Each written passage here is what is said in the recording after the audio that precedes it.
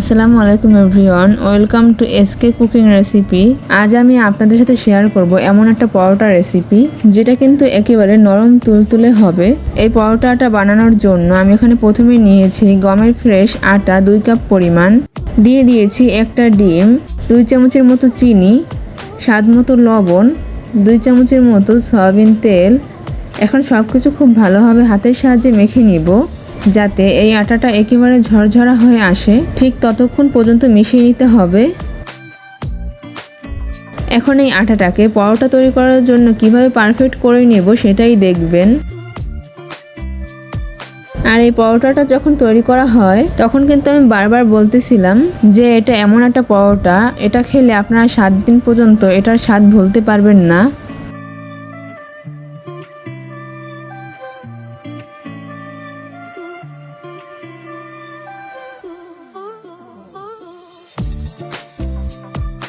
যখন এই আটাটা একেবারে মিশিয়ে নেওয়া হয়ে যাবে, ঝরঝরে হয়ে আসবে, তখন এর ভিতরে নর্মাল টেম্পারেচারের পানি দিয়ে খুব ভালোভাবে মিশিয়ে নিব। এখানে আমি অল্প অল্প করে পানি দিয়ে খুব ভালোভাবে মিশিয়ে নিচ্ছি। আর এখানে যদি আপনারা নর্মাল টেম্পারেচারের পানির বদলে গরম পানি দেন তাহলে কিন্তু এখানে আমি যে ডিম দিয়েছিলাম সেটা বয়েল হয়ে যাবে, আর পরোটা তৈরি করার জন্য এটা পারফেক্ট ডো হবে না। যারা যারা আমার ভিডিওটি এখন পর্যন্ত দেখতেছেন কিন্তু এখন পর্যন্ত লাইক দেন নাই, তারা অবশ্যই এটা লাইক করে দিবেন। আর যারা আমার ভিডিওটিতে এতক্ষণে লাইক দিয়ে দিয়েছেন তাদেরকে অসংখ্য ধন্যবাদ। আর যারা আমার চ্যানেলটি এখন পর্যন্ত সাবস্ক্রাইব করেন নাই তারা অবশ্যই নতুন ভিডিও পাওয়ার জন্য সাবস্ক্রাইব করে পাশে থাকা বেল বাটনটি অন করে রাখবেন। আর যারা আমার চ্যানেলটি সাবস্ক্রাইব করে পাশেই আছেন তাদেরকে অসংখ্য ধন্যবাদ। দেখতেই পাচ্ছেন খুবই সফট একটা ডো তৈরি করে নিয়েছি। আপনারা দেখেই বুঝতে পেরেছেন যে এটা কতটা সফট হয়েছে। এখন আমি এই ডোটাকে রেস্টে রেখে দিব প্রায় 10 মিনিটের জন্য। ততক্ষণে আমি আরও একটু উপকরণ রেডি করে নিচ্ছি। এখানে আমি একটি বাটির ভিতরে 2 চামচের মতো আটা নিয়েছি আর নিয়েছি 2 চামচের মতো সয়াবিন তেল। এখন সব কিছু চামচের সাহায্যে খুব ভালোভাবে মিশিয়ে নিব। এখন এই তেলের সাথে আটাটাকে খুব ভালোভাবে মিশিয়ে নিতে হবে। আর এই উপকরণটা আমি কখন ইউজ করব আমার রেসিপিটা সাথে থাকলেই বুঝতে পারবেন। 10 মিনিট এই ডোটাকে রেস্টে রাখার পর আমি আপনাদেরকে দেখিয়ে দিচ্ছি এই ডোটা কতটা নরম হয়েছে। এখন আমি আটার ডোটাকে একটি বোর্ডের উপর নিয়ে নিয়েছি।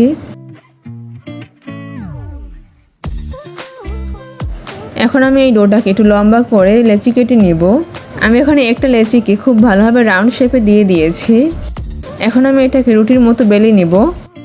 আশা করছি আমার আজকের এই পরোটা রেসিপিটা আপনাদের কাছে ইউনিক মনে হবে।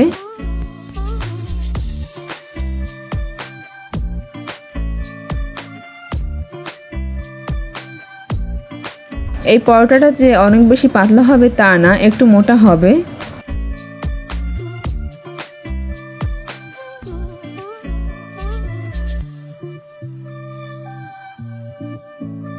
এখন আমি এর উপর দিয়ে দিব আগে থেকেই তৈরি করা যে গমের ফ্রেশ আটা ও তেল দিয়ে একটা মিশ্রণ তৈরি করে রেখেছিলাম সেটা দিয়ে দিব।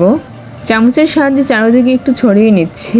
এবার এটাকে আমি ফোল্ড করে নিব। আপনারা তো দেখতেই পাচ্ছেন আমি কীরকম ফোল্ড করে নিচ্ছি, ঠিক এরকম করেই ফোল্ড করে নেবেন। এভাবে পরোটা বানালে কিন্তু ডিম বা গরুর মাংসের কোনো দরকার হবে না। এটা কিন্তু শুধু শুধু খেতেই অনেক বেশি খেতে মজা লাগে।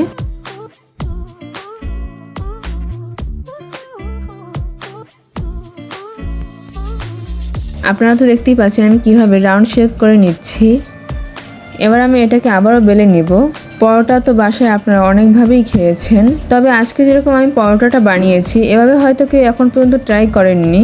যদি আপনারা বাসায় ট্রাই না করে থাকেন তাহলে কিন্তু বাসায় একবার হলেও ট্রাই করে দেখবেন। আসলে এটা এমন একটা পরোটা যেটা খেলে আপনারা এর স্বাদ কখনই ভুলতে পারবেন না।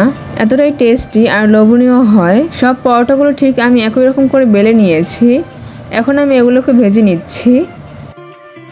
প্রথমে আমি পরোটাটাকে হালকা ভেজে নিচ্ছি।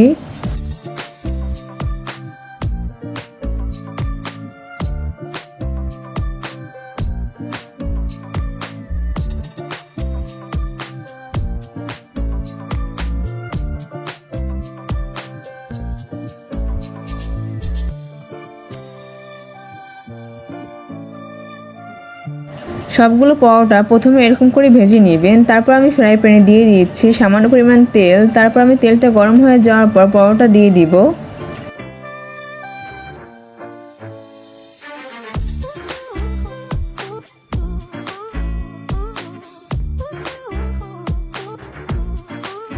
আর যখন এই পরোটাটা পুরোপুরি ভেজে নেওয়া হয়ে যাবে তখন বুঝতে পারবেন এই পরোটাটা দেখতে কতটা লোভনীয় হয়। আমার কাছে কিন্তু অসম্ভব মজা লাগে এই পরোটাটা খেতে। আপনারা তো বাসায় অনেকেই অনেক ধরনের পরোটা বানান, তবে এই রেসিপিটা আপনারা বাসায় বানিয়ে দেখবেন, আপনাদের কাছে অনেক বেশি ভালো লাগবে।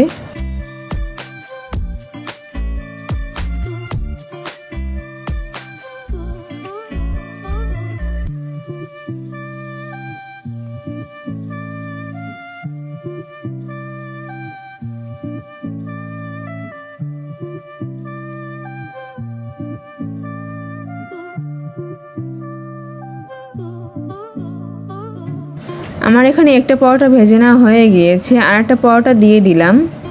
ঠিক একই রকমভাবে আমি সব পরোটাগুলো ভেজে নেব।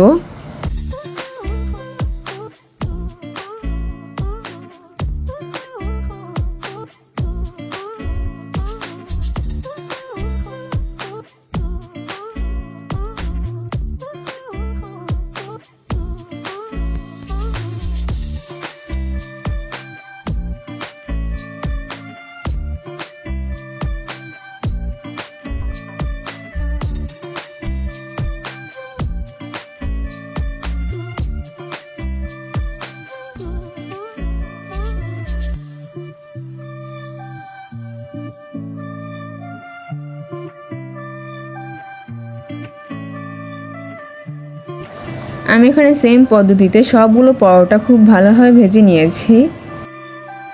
কেমন লেগেছে আপনাদের কাছে আমার আজকের এই নরম তুলতুলে খাস্তা পরোটার রেসিপি?